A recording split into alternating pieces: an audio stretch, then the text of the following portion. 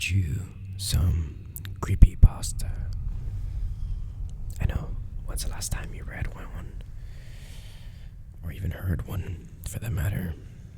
Today, we're reading He Who Wanders. Should be about just 22 minutes, so please enjoy.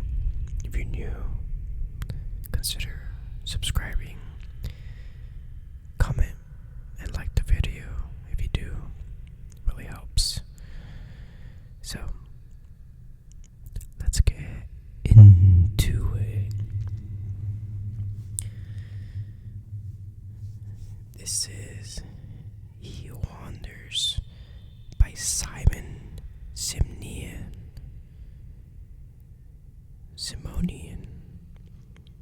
Sorry, Simon. It's rated 9.11 out of 10. Here we go. I missed the scorching wind of Andalusia, how it pours sunlight onto your face. Just gonna move this here. Sorry. How it pours sunlight onto your face, toying with eyelashes, flattening dry sand against cheeks, and milling around hair. I missed the smell of the valley and that ripening softness of musket fluff, glistening in the afternoon breeze. From up here, I can see the house where I grew up. I see white chapels tucked into grape orchards like pawns scattered on a chessboard. I see patches of asphalt on El Jardinito road hailing from the old town through draped rocks, then waning behind the horizon with erratic headlights of beat-up trucks cruising along.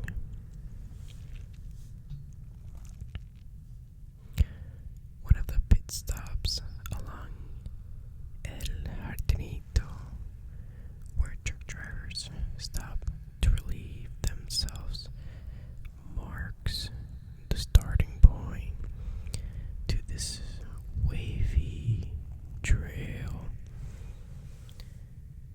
all covered in blotches of spindly grass stalks and flaxen seeds. The trail is barely noticeable at first. Truth is, no one even cares to notice it. Why would truckers talking a blitz leak care to check on a mucky trail leading to God knows where? But I do. This is how I got up here, to the top of the hill. I've climbed all the way up here so I can finally end it all. All the years of vacancy and fusion, exile and fear. This is where it's all going to come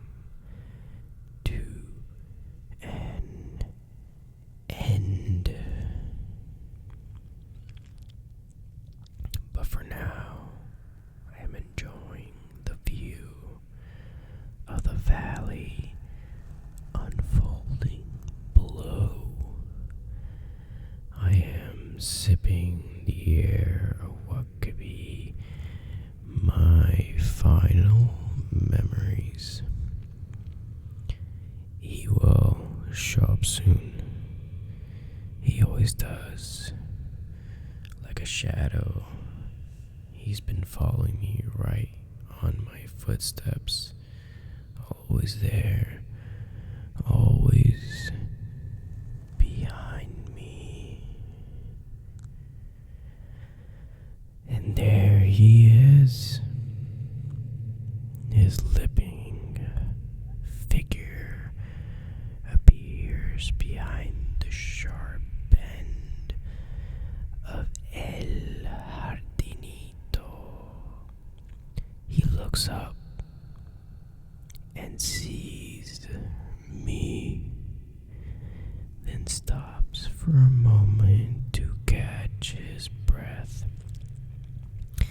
and leans on his cane as if assessing their remaining trajectory for his final stretch.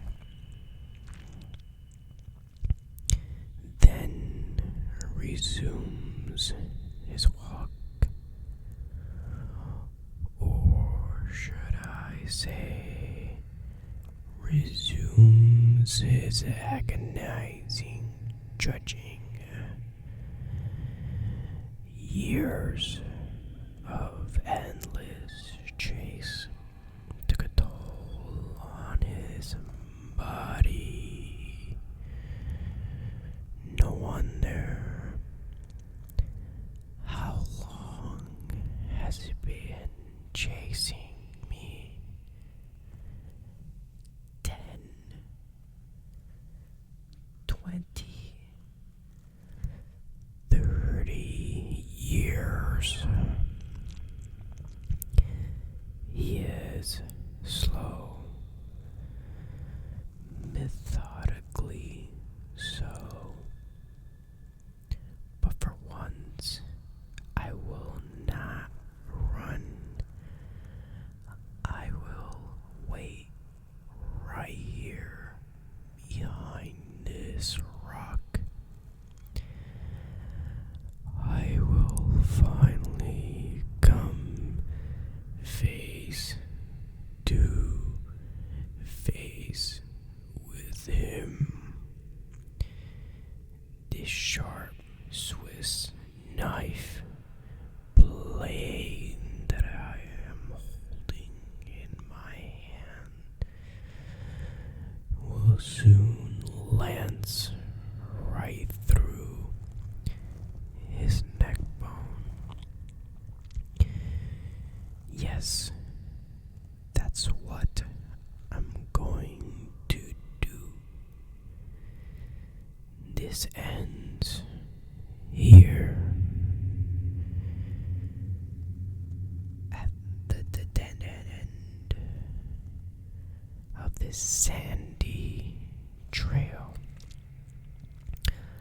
atop the hill overlooking the valley with its white chapels and muskrat orchards. Funny, after all these years, I don't know the real name of my chaser. I always call him Wet Master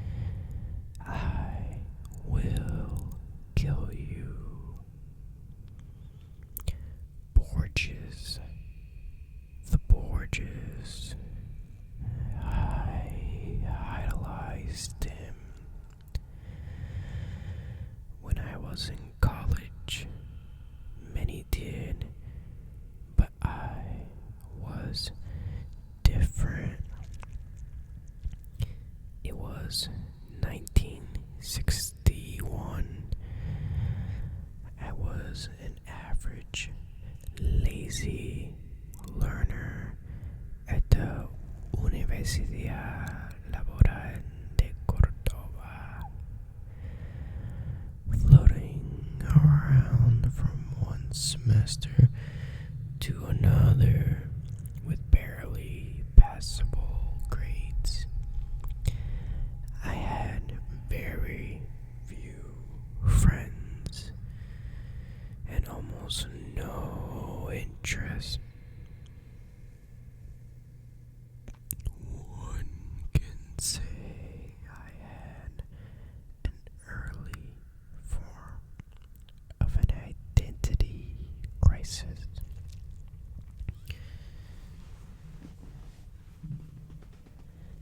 Besides jogging, anisado, my only other passion was literature, Latin American literature.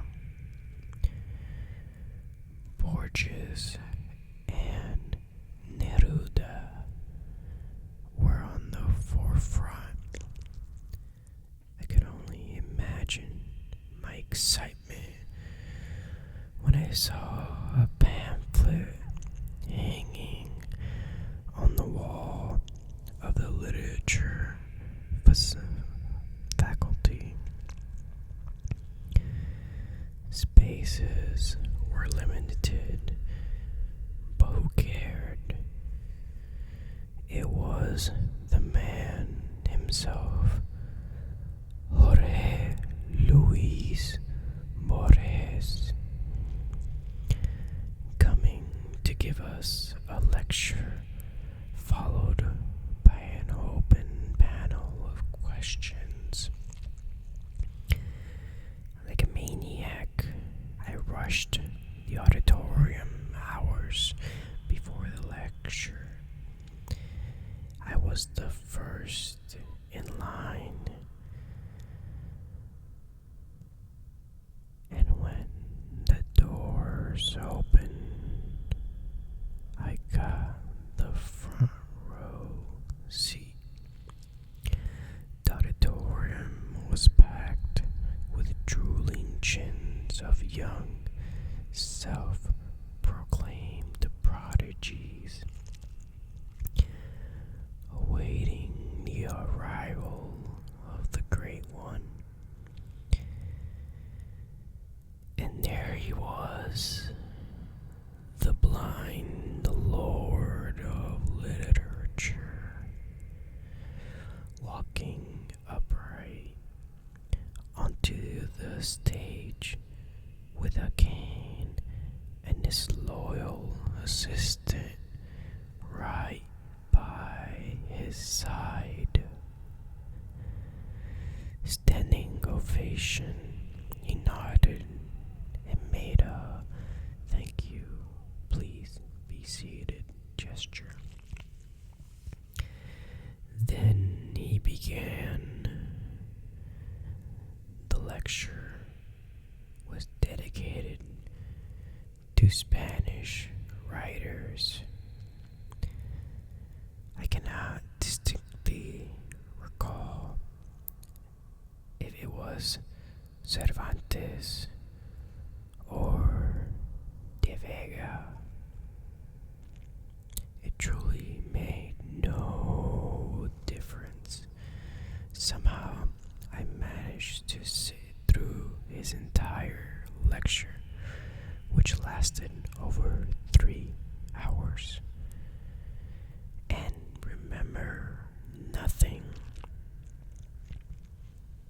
He talked slowly and methodically, pouring honey into our ears like Segovia's guitar.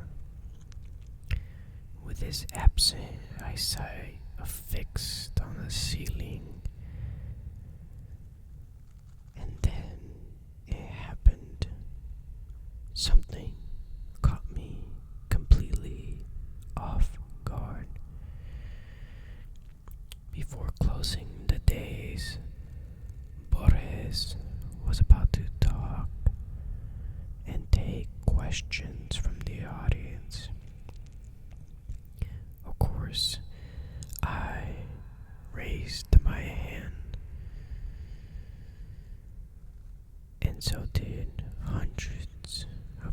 other students. One of Borges' assistants whispered something in his ear, which made him smile. It's an honor for me to be in front of an audience of young people, but our time is not infinite, he said, with blind eyes still pinned on a far corner of the hall. For that reason, I will randomly pick questions from 5 of you. I have never won any prizes or lotteries in my life. When I played poker or blackjack, I lost far more than I won. I knew my limitations, and that turned me into an average, apathetic person, rarely trying to outdo oneself, and so sitting still with little ambition. I got used to that. Until that moment when I saw Borges pointing his finger in my direction, that came nothing short of a shock. Me? Yes, young man. Senor Borges picked you. Step forward. Introduce yourself, said his assistant. I did not know what to ask, so I quietly mumbled my full name. Fernandez Agustin Navarro. Borges shifted his gray shaded pupils in my direction, as if reacting to a sudden buzzing of a fruit fly. Fernandez Agustin Navarro. Navarro, haven't I once met you before, young man? He asked. No, Senor Borges. I never had the honor. But you will. You will meet me again, Senor Navarro. You and I will meet again. But for right now, what is your question? The rest of the day was foggy. I didn't even remember what question I asked. It must have been about him winning the pre-international. Not sure. And maybe not important. No, not important at all. The greatest writer in the history of mankind called me by a name, and then that bizarre, unreal thing he said about us meeting again. When?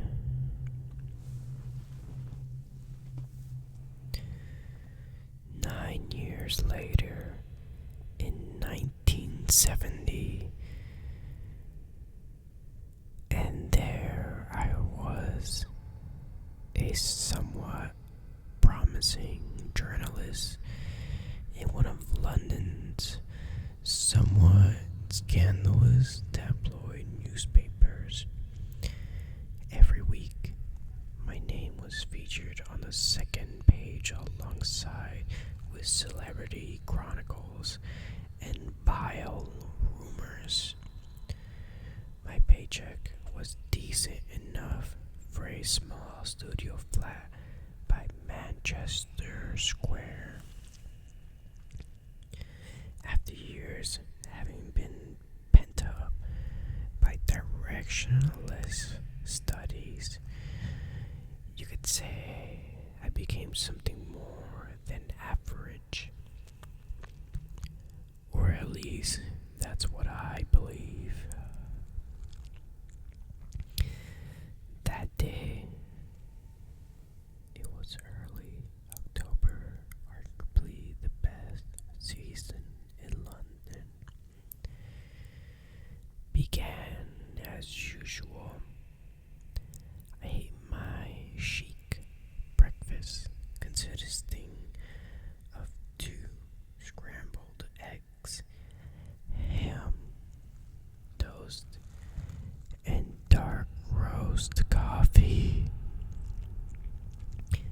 at Barrymore's diner, and I was ready for a pleasant walk into the office.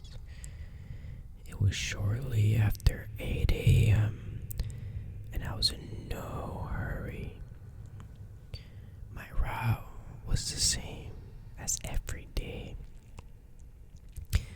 Past the square, right turn on George Street, left turn on Thayer, another right at Marylebone. My thoughts that morning were all preoccupied with the piece I was working on. So I was slowly working my way through the square when something caught my eye, or rather, someone at first. I did not pay attention to him, no more than I did to anybody else who idled at the square that morning. Hippie rascals with soiled hair playing guitar on every corner was a common theme in those days, and London town was certainly no exception. So here was another one of those misunderstood love proclaimers, sitting right behind the gates of the square. Striped, worn-out jacket, heavy cap, sandals with clots of woolen sock sticking out. A common hippie bum, as anyone might have thought. I thought so too, except this one had something that made my intestines churn.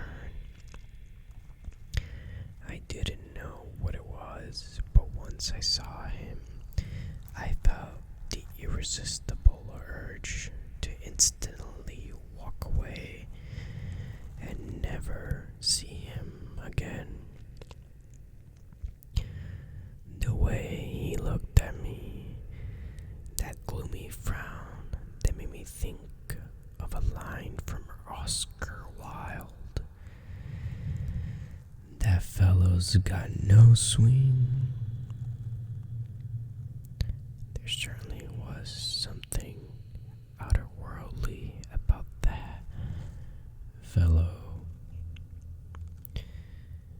His eyes, as if carved from a rock below his forehead, were mercilessly drilling thousands of tiny holes through me. I added pace as I turned back one last time. I noticed him slowly walking towards me, past the gates of the square, onto the street, paying no attention to screeching tires of a honking cars walking right towards me. He's just a bum. No, he is not. Just another one of those unwashed hippies.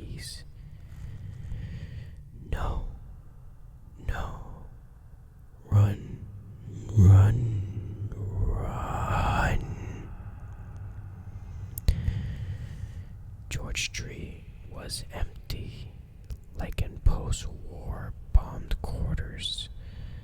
I could hear my brisk footsteps, or was it the drubbing of my aorta against my chest? He was catching up. Run? Don't be silly. Yes, run. First, slowly, as if you're trying to now show your chaser that you're scared. No, not scared. More like in a hurry. Why am I running? I could take him out with one punch. But it wasn't really about that. It was my first experience of that feeling, which I can only describe as some sort of primordial sense of fear, panic, dread, unexplained sense of looming doom arching above you like a dark figure with a scythe. I ran faster than my feet could move. As I turned the corner on Thayer, I paused and looked back, fearing to see him right behind. Scrambled eggs, toast, and dark roast coffee were about to make their way back up to my esophagus. Wiping the sweat off my palms onto my pants, I bent forward in a protective position and looked around. Empty windows of George Street were checking me out like a toddler witnessing parent in a cowardly act. Whoever that man was, that was incensed into his uncontrollable panic. He was gone now. Shame on you, Fernandez Augustine, I repeated it to myself, while making futile attempts to enthrall palpitation to subside. Shame on you, I mumbled, repeating that word. Mumbling turned into whistling that song by magic lanterns. Shame, shame. I whistled, acting calm and self-composed. I sang without knowing words, only to cover my mind to something else. I sang so others wouldn't notice me shaking. I climbed the stairs of my office building, 3 at a time. 3rd floor, the familiar smell of topography oils called me. Safe haven. Shame on you, Fernandez Augustine Navarro.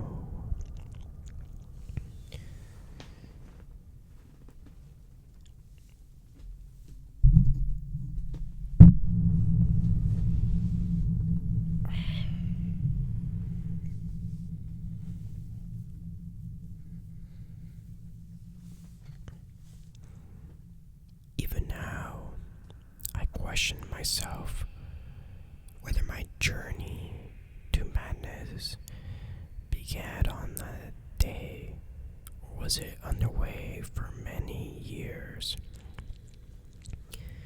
Madness creeps in and resides in tidal waves. Is that how it usually happens? As I know, is that in an hour later, I was laughing at my little moment of weakness, preposterous and rubbish. My thick Andalusian twang spoke to me. The idea of being fully checked out by a specialist did cross my mind.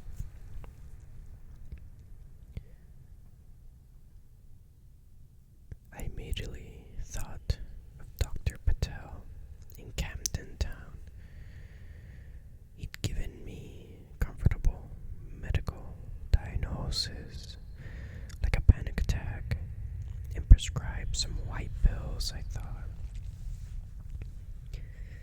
Little did I know that the day had more surprises in store.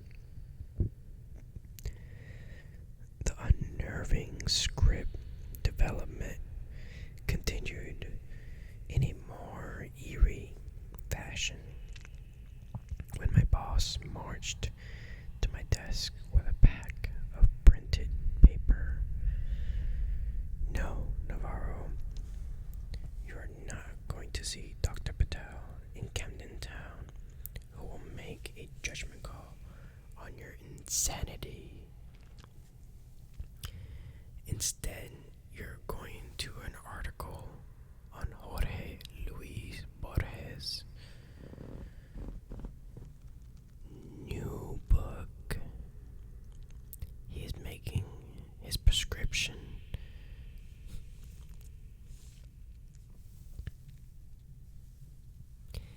Instead, you're going to a new article on Jorge Luis Borges' new book.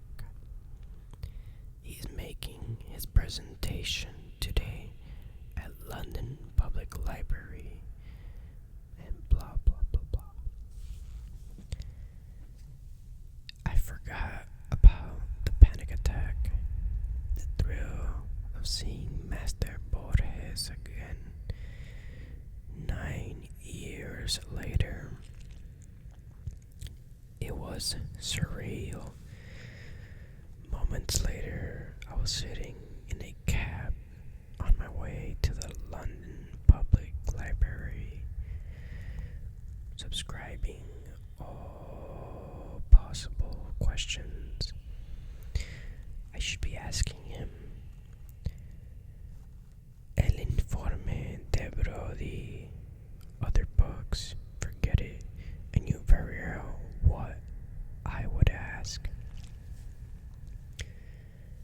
I paid the cab and galloped up the marble stairs leading to the hallway where the master was about to hold his new book presentation. I elbowed myself through the crowd of journalists to occupy the converted front row spot. Quick inventory check. Wallet, J-Sack, along with the omnipresent Swiss knife. Seconds tickle leisurely on my wristwatch. 4 more minutes. Forget this morning's sickness. Forget Dr. Patel. Collect yourself, Fernandez Augustine. Navarro. What's your last name? Isn't it? Yes. Yes, Senor Borges. But how do you, 9 years ago, in Cordoba, I told you we would meet again. Do you remember? I nodded rapidly, completely forgetting he couldn't see me. Stupid. Perhaps, continue Borges, it it would be more prudent for us to speak privately after the conference. I invite you to have coffee with me, like Colombian coffee, Mr. Navarro. I shall see you precisely at 6 o'clock at the address my assistant will provide. His blind eyes were still fixed at the top far corner of the hallway, far above all the congested, sharp-penciled critics and erudite followers of his divine writing. The attention was now all on me, as he revealed by hundreds of photo flashes from behind. I thought of all the explaining that I would have to do tomorrow. How does Boris know you? Are you friends? You were raised in Cordova. Are you his illegitimate son? Back then I didn't know. Answers came later. Memory is a tricky animal. As I gaze over the valley and saturate my lungs with familiar smells, I cannot think of anything specific. Vague and elusive memories of my childhood home and these orchards, these white chapels, and Old Town itself. Nothing but an incomprehensible sensation somewhere down here below the chest cage. I close my eyes and I let the sun twirl around with tinted specks of mosaic light. I am trying to focus without looking. Alas, nothing comes to mind when I've been robbed of my memory. You. I cast my eyes at the trail again. He is closing in. It's hard for him to walk upward, and yet I see that determination in his eyes, in his tight grip of that wobbly walking stick, in the way he periodically calls, stops to catch his breath, and eyeball the remaining distance. I am not going anywhere. 5, 10 more minutes. Come and take me, old man, if you can. I almost see his facial expressions under the heavily pronounced frontal lobe. It's a grin. It's an expression that says, "We shall see." Once I read in an interview, the Morning Times. In it, Borges was portrayed as extremely humble and minimalistic. His house was depicted as a perfectly organized space with easy access to everything. Books on the shelves, judging from the admiration of the columnists, there were lots of them, were organized by them and by title. Dictionaries and encyclopedias were grouped together on the same rack, so you could find them easily. In another article dated 1966, I read that Borges traveled, and those travels were quite extensive. He carries a whole rack of books, along with some of which may not even be read. When I entered his hotel room, that very book rack was the first thing that caught my eye. I stood perplexed at the multitude of titles most unknown to me.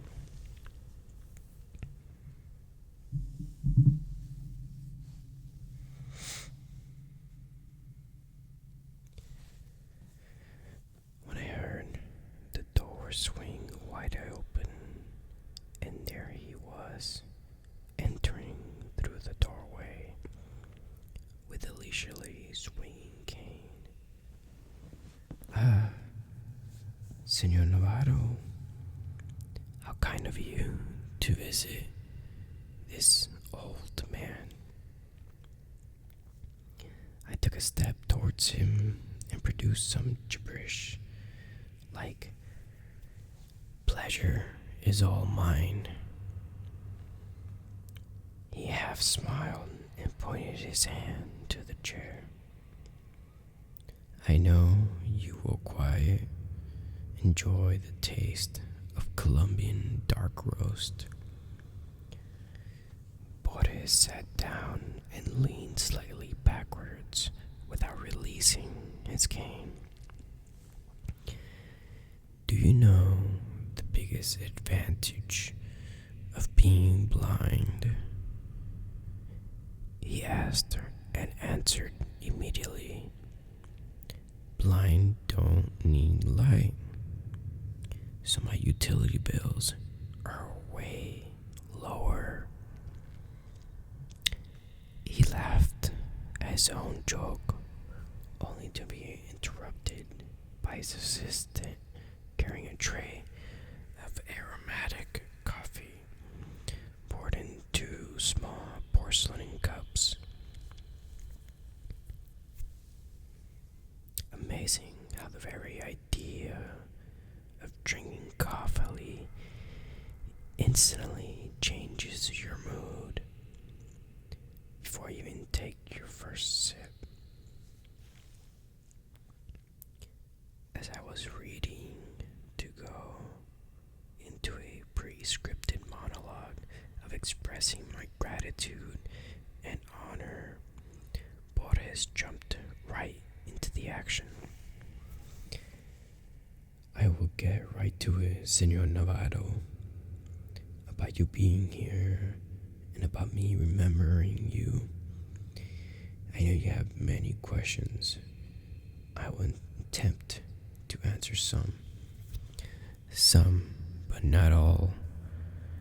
When you leave this hotel, there will still be some questions that you will have to find answers to on your own."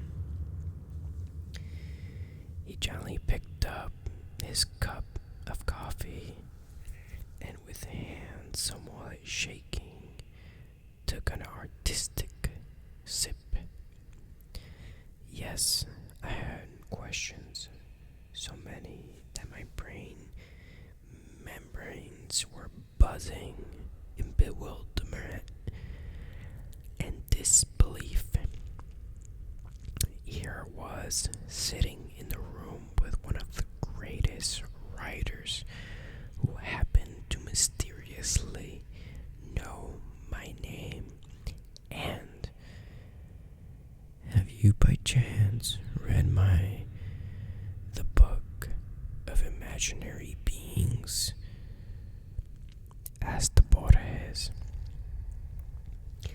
"I have many times. I read it in Spanish when it just came out. I recently bought the English translation in some shady bookstore off Oxford Circus. I read that book far too many times, but never in its entirety, mostly starting on a random page, just as Borges had intended it to be consumed by its readers. You see, Senor Navarro, that book was, and perhaps still is, a never-ending work in progress, as human imagination has no boundaries. I have included what I had researched over 10 years ago, then recently expanded and republished with more figments of collective human imagination. But this book is merely a small subset. In a way, the book writes itself in some form. It's a labyrinth with endless one, a living one, where every corridor and every room is never the same. What I had always wanted is the book to reflect the labyrinth in our collective subconsciousness. That force that drives our minds to craft. For that reason, all the creatures in my book are strictly fictional, mythical. Am I not boring you? No, not at all. I understand, Senor Borges. He nodded and swiped a coffee grin off his nose. That book, as the title implies, is all about imaginary beings, tales about imaginary legends and folklore. But one thing that no one knows is that I had originally intended this book to include one more being, a being that goes by its Latin name, Quietus est. It appeared and disappeared across many cultures, sometimes centuries apart. Very little is known of it, but what I found was indeed astonishing. First, this being a physically no different than ordinary human. You may say it is a human in many ways. As I studied this entity, I became more and more agitated. I could not stop. Like a madman, I was trying to learn more and more, but very soon the excitement turned into another feeling. Fear. Fear of what, Senor Borges? Borges' eyes shifted from the corner of the room straight on me, as if he could perfectly see me. Fear of what I had uncovered. That Quietus est is not myth at all. He attempted to take another sip, but his hand started shaking, so he had to put the cup down, spilling some of it on the saucer and around the table. Pardon me, young man. I am trying to maintain composure. But you have not tried the coffee, he said, wiping his mouth and forehead with a knitted handkerchief. I raised the small cup and took a sip, disregarding the aromatic fumes of Colombian beans drifting down my internal gorges. me, sir, but you're saying that the imaginary being called Get This Est was not imaginary? Is that why you decided not to include him in your book of imaginary beings? Only in part. Fear came from the realization of what it would mean for mankind to know about its existence. You see, it's no secret that we are all well aware of our eventual demise. We all die, but imagine what would happen if we all stared right in the face of death every single day of our lives.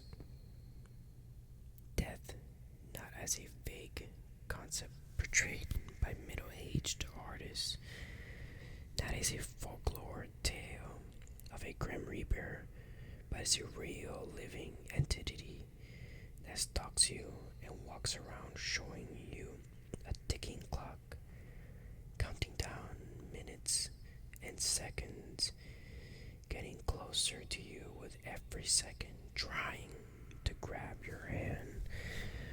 Running from death is worse than death itself. He took a deep breath and closed his eyes. But I shall talk no more. Allow me to give you my scribbles from years ago. These are unedited in their raw format, so please pardon the poor language. It's right there in the drawer. You'll find a folder with a yellow piece of paper. Read it out loud while my ripe old body attempts to catch a breath. I opened the drawer as he instructed and found a yellow piece of cursive handwritings carved in Spanish with some Latin phrases. The scribbles were short, less than a page long, with marks and scratches, but most of this was very decipherable. He must have written this himself, half blind, I thought. What caused him to do that and to dictate to this assistant? I unfolded the paper and began reading. Get this est. It is said that one shall not know about its own ways in times of demise. The imminent passing is only felt by those that are either terminally ill, and even so, they don't possess the knowledge of when and where, or by death row inmates awaiting the exact day and time of their execution. Lack of such knowledge coerces us to exist. Sumerians believed in a certain deity. The word deity was scratched and replaced with demon of death, embodied in human flesh and bones, which again was scratched and replaced with entity, whose sole role was to stalk its victims and inform them of how much time they have left to live. Per the ancient Book of Dead, which was discovered as a set of clay tablets, typically buried in corpses, only those who are luminous can see the deity. The luminous ones are thought to be either people with high spiritual powers or vice versa, the cursed ones condemned by priests. The reference briefly appears in some Egyptian manuscripts, but in later writings, place by Anubis, or in rare occurrences by Horus. The writings again depict this unnamed being as an eternal human who never sleeps but always wanders. That's strange is that neither Sumerians nor Egyptians ever gave the entity a discrete name. However, the later rare findings during Dark Ages referred to him as the Gietes S.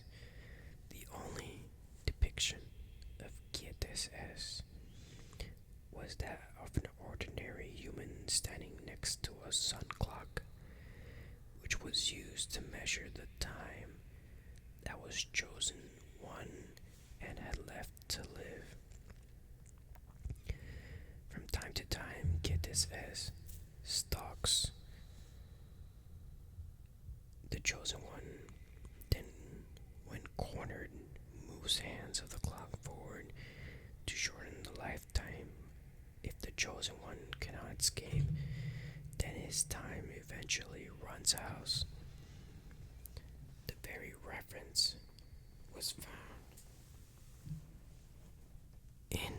Enough, Mr. Navarro. You understand the idea, not the main question. Why are you here? He drew closer, and a dull shadow from a lamp cut right through his elongated forehead.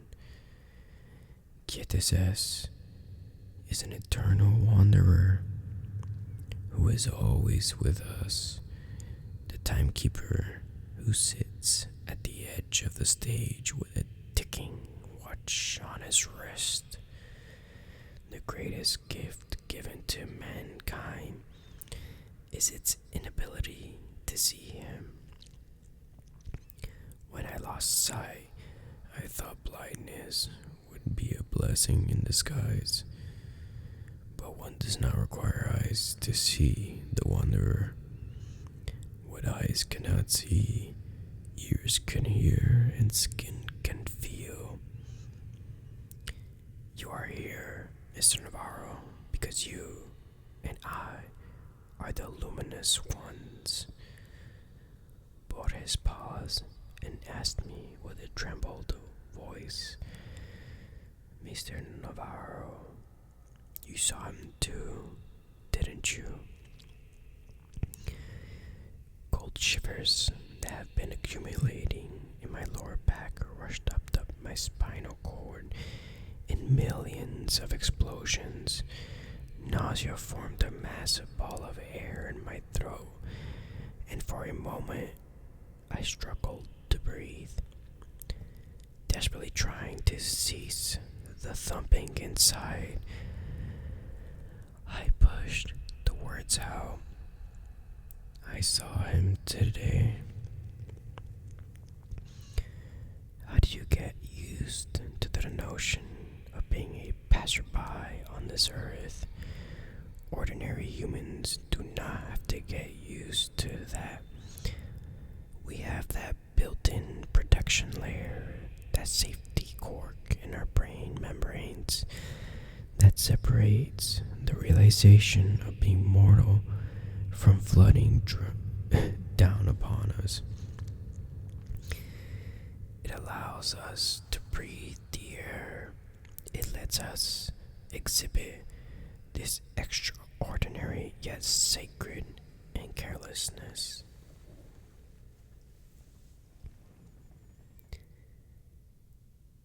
The mental block that denies the laws of life on a primitive emotional level, even for the keenest scholars. This is shown to us in every step we take, in every cup of Colombian coffee we sip, in every word of wisdom that we collect from books. Every second we pass by the sinister tick-tock and hear the name of the god being whispered into to our ears. And yet we humans turn around and whistle, shame, shame, deceiving our own self-cognization. And that, as Senor Borges called it, is the true blessing. Those who possess the name of the divine being are doomed. Knowledge is madness.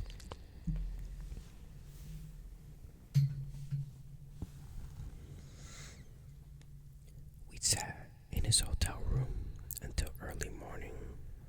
The two luminous and doomed souls. Our casual exchange of words was amplified by the ticking of the clock. It was dawn when I noticed Borges nodding in his sleep. His left hand was still resting on the cane, and his pupils were shuffling behind shut eyelids. Borges was dreaming, so must have I. As I was exiting the foyer of the hotel, I hid behind the column and looked around the street. It was empty. Bleak light of street lamps drew strange crossbeams of pavements. Early October leaves were growing in close circles like witches around the fire. I was looking around, hoping to not see him. He wasn't there, but he was. I felt his presence not very far from me. Muskrat orchards, they resonate inside like echoes of a guitar string heard from a deep alcove, but nothing particular comes to mind. I'm trying to shift focus from one object to another, but my nomad memory is lost in this endless labyrinth. You took my memories away from me, didn't you? Wait, mortal, wait 5 more minutes, and you will know the answer. I hear in my brain, he's talking to me now. I can see how long the uphill walk is, wearing him out. But what are pain and tiredness when you're crossing the finish line? As Borges warned me, do not ever come close to him. Do not look him straight in the eyes. He will always be near. His watch will be ticking. If he attempts to catch on, run. But he will forever follow, in a way like a shadow of you. And I ran, and he wandered. I evaded, and he followed. He came too close to me in my hotel room on the second day after my long night in Borges' quarters. The fool of me still thought that escaping from him would be easy as moving into a new flat or checking into a hotel. So I did just that. It was some shabby hotel minutes from my work, where I decided to spend a few nights just to think things through. That evening, and I remembered every minute of it. That was my first face-to-face encounter with him. My room, B6, was on the basement level as I stumbled through the dark hotel corridor, trying to find the key to my room. I felt his presence, but my ignorant foolishness dismissed all mental warnings and turned the keys. As the door hinges squeaked, I took my first step into the hotel room. A street-level window was casting 2 thick yellow streaks of light on the floor carpet. I smelled in dust and spider webs. He was in my room, sitting on the edge of the bed with a rope in his hand A thin white blanket was covering his head. Like a shroud around a statue. I stood in a stupor like paralyzed insect. An avalanche of sweat gushed from every pore of my body. With hand twisted behind my back, I was fiercely trying to twist the doorknob. He got up from the bed with a groan. He took a step towards me, hand too sweaty to turn the knob. Open it, open. I grabbed my wrist. Open. Run. The stretched corridor of the hotel. Basement flashed like random shots of silent movies. Run. B5, B2, B1. Run. Staircase. Up. Exit. Run. Your time is coming, Fernandez Agustin Navarro. A whisper crawled into my ear. Coming, coming. It's the wind. I ran until my legs gave in.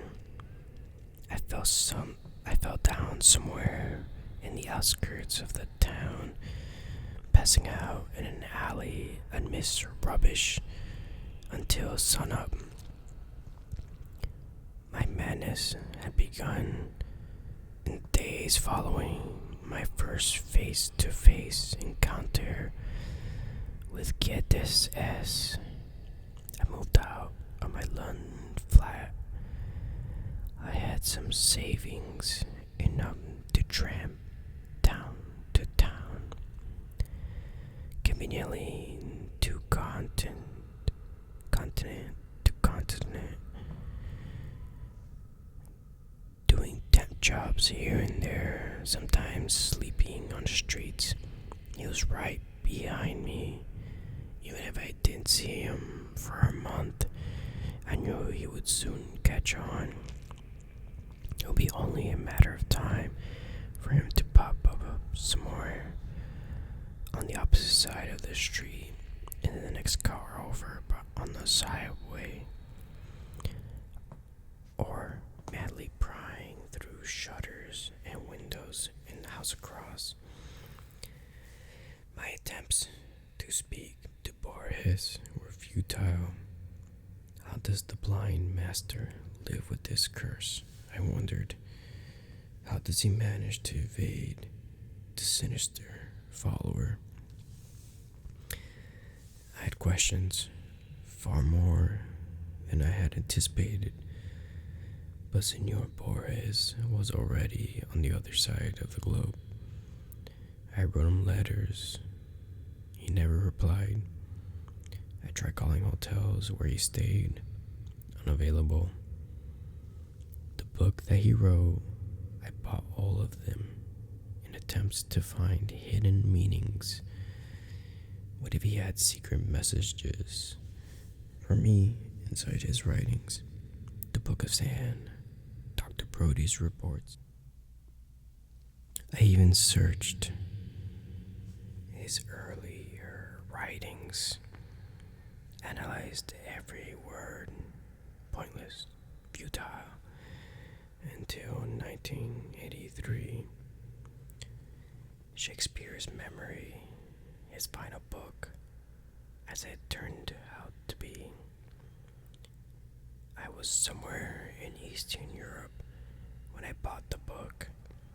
Immediately, I began my scrupulous study, letter by letter, page by page, analyzing every space and every punctuation sign.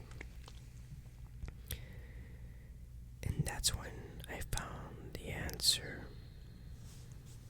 The answer was the story itself, the story that did not require much study or decryption. All I had to do was read it. I knew I had to come face to face with Get This S like Borges did, but not before having to go through the life of an exile. That's what Borges had intended me to do.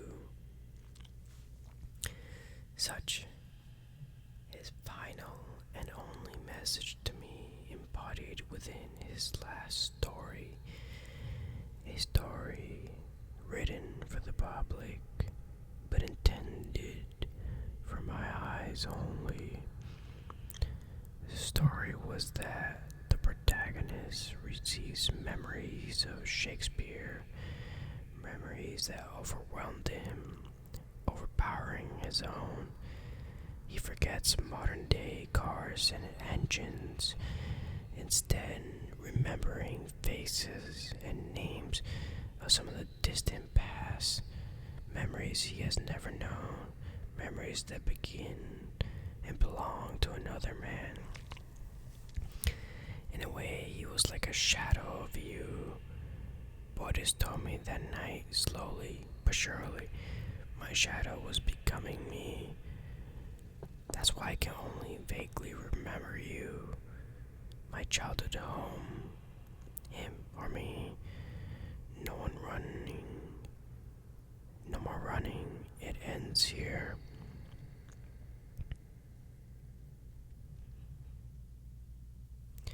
Few more minutes, I say to myself as I look at the watch. Here he is. He is out of breath, beaten, tired, bent by the weight of his own arid body. One last push. Old man, and you will meet me. I'm hiding behind the rock, his footsteps on gravel and sand. I could tell them from any other footsteps in the world. His breathing, wheezing, and crackling. I'm counting to 5. He knows where I am, but he is too tired to take that last step. Let me take that last step for you. I'm staring at his face, wrinkled like leaves of an ancient scroll. Time's up. Get this S. I am telling him. He is not fighting back, and with my Swiss blade, finds a comfy spot below his Hamzat bubble. I am going to finish him now. Popping sounds coming out from his flabby throat. What are you trying to tell me, old man? Let me hear your last words. I am easing the pressure to let him talk, but the sounds that come out, not words, but laughter. You are confused, he says. You got it all wrong. Let me help you understand. I'm letting him sit up. He's coughing blood. One wrong move and he's dead. He wipes the blood off his lips and nods in understanding. All my life, I have followed you. He began slowly. It's a miracle I've come this far and lived this long. Ever since I left Cordoba, I was a ticking time bomb. I was diagnosed as suicidal. Doctor after doctor, therapies, specialists, prescriptions, yoga. I tried them all. Some helped for a while, and hey guys, unfortunately, I'm having some technical issues. So, that'll be the end of our story. If you like it, please let me know. We can continue on part 2 if you're still awake. I'm just running out of resources. Please take care. Thank you. And have a good night. Remember, I love you. You need to love yourself. And together, we'll love the world.